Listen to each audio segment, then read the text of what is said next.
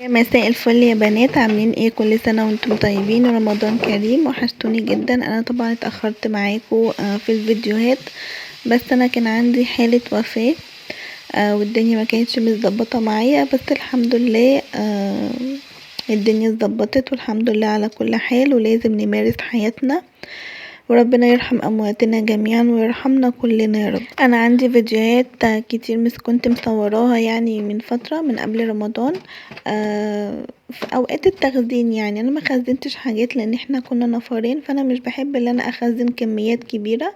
فكنت جايبه كميه جزر وخضار كده حلوين، فابتديت ان انا اخزنهم، والصراحه نفعوني جدا في الاكل. وباذن الله هبقى اكرر الموضوع دوت كل فتره، كل ما يخلص الخضار عندي اجيب كميه خضار واعملها بالطريقه دي، بتنجز جدا معاكي في الوقت. انا كنت في مكان، يعني كنت في البلد بلد تبع جوزي يعني، وكنت لاقيه جزر احمر، انا كنت اول مره اجربه، فجبنا كميه جزر حلوه يعني، وزعت عليها على ماما وعلى حماتي، وانا خدت شويه وابتديت بقى ان انا اخزنهم. خزنتهم على حسب الاستعمال اللي انا هستعمله. بشرت شويه وقطعت شويه برضو قطع طويله كده رفيعه، لان انا بحب اعمل المكرونه بالخضار او اعمل خضار كده سوتيه جنب الاكل، بيبقى طعمه حلو قوي. هبتدي بقى ان انا اقطع الخضار الجزر بالشكل ده. انا طبعا قشرته وغسلته كويس جدا، وهبتدي اقطعه شرايط كده طويله بالشكل ده، وخزنته بقى في الفريزر. وبجد انقذ معايا جدا في الوقت لما باجي اطبخ، بطلع شويه صغيرين وبحطهم، بينجز فعلا معايا في الوقت. انا بجد عايزه ارغي معاكم كتير جدا لان انتوا وحشتوني، بس انا ما كنتش عايزه انقل لكم طاقه سلبيه. ببقى دايما حابه ان انا انقل لكم طاقه ايجابيه يعني، وافرحكم معايا وكده، بس ما حبيتش الايام اللي فاتت دي ما كانتش احسن حاجه، فما حبيتش ان انا اضايقكم وازعلكم معايا. بس بجد انا نفسي ارغي معاكم قوي واتكلم معاكم واخد رايكم في حاجات كتير، وارجع بقى كده زي زمان بقى، واعمل روتينات وابقى نشيطة كده واتنشط. بس انتوا انا عارفة ان انتوا واحدة واحدة هتشجعوني وهتبقوا معايا، وهرجع احسن من الاول باذن الله. انا بقى خزنت الجزر، خزنت كمية كويسة، وجبت برضو الكوسة. بحب برضو اخزنها بالطريقة دي، ما بحبش ان انا اسلقها واحطها في الفريزر، لا بحب احطها زي ما هي كده برضو، ما بتاخدش معايا وقت خالص. انا غسلتها وقشرتها كده تقشير بسيط، جبت المقوار وحبيت ان انا اعملها زجزاج كده على الشكل ده، وقطعتها وخزنتها. وبرضو قطعت الطماطم وخزنتها. وهبتدي بقى لن اخزن برضو البرتقال، بيبقى طعمه حلو قوي. انا هعمل بقى برتقال بالجزر. انا بحب ان انا اسلق الجزر واحطه في الخلاط واضربه بشويه برتقال صغيرين او ميه صغيرين، واحطه بقى على البرتقال واحطه في الازاز واشيله بقى في التلاجة او في الفريزر.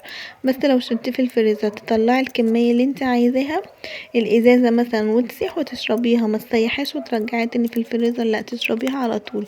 بجد بتبقى حلوه جدا وبتنجز برضو معاكي في الوقت في رمضان. وكمان عايزه اجرب معاكم مهلبيه البرتقال، بتبقى تحفه بجد، بتبقى طعمها حلو قوي، احسن من مهلبيه القمر الدين. انا ما بحبش القمر الدين اللي هو بيبقى جاهز ده، اللي بيجي فرخ ده. الفرخ دوت بيبقى دايما موجود في رمضان، انا مش بحبه الصراحه. انا بحب لما اجي اعمل مهلبية قمر الدين بعمل مشمش او برتقال، بجد بتبقى طعمها خطير. هجربها معاكم وهوريكم الطريقة، بجد جربوها مش هتندموا، بتبقى طعمها حلو قوي. بس انا بقى هنا هبتدي ان انا قطعت كمية البرتقال كلها معايا، وهبتدي بقى ان انا اعصرها بالعصارة البرتقال، او ممكن تقشريه وتضربيه في الخلاط. انا عايزاكم بقى تكتبوا لي كومنت حلو ويشجعني ان انا ارجع لكم تاني من جديد، وتكتبوا لي وصفات حلوة انتوا جربتوها جديدة في رمضان، وهبتدي ان انا اجربها معاكم. والوصفة اللي انتوا هتكتبوها لي لما اجي اجربها معاكم باذن الله هقول اسمكم، اسم كل صاحبة وصفة هجربها واقول اسمها، وهكتب وصفتها على الشاشة. بس انا عايزاكم بقى تشجعوني ان انا ارجع من تاني. انا كده خلاص خلصت الخزين بتاعي، ابتديت ان انا احطهم بقى في الاطباق دي بتنفعني جدا لما بجيب يعني اي حاجه في الاطباق دي، بحس ان هي تبقى كويسه وسليمه، بغسلها كويس جدا وابتدي بقى ان انا اشيلها عشان احط فيها حاجه. ابتدي بقى ان انا اخزن الفراوله. سديت الحوض كده وحطيت فيه ميه وخل، وسبتها تنقع ونقعتها. اول حاجه انا غسلتها كويس جدا ونزلت الرمله اللي فيها او الطينه اللي فيها، ونقعتها بميه وخل شويه صغيرين، وابتديت ان انا بقى اقطعها واخزنها في الفريزر، برضو بيستاهل معاكي الوقت.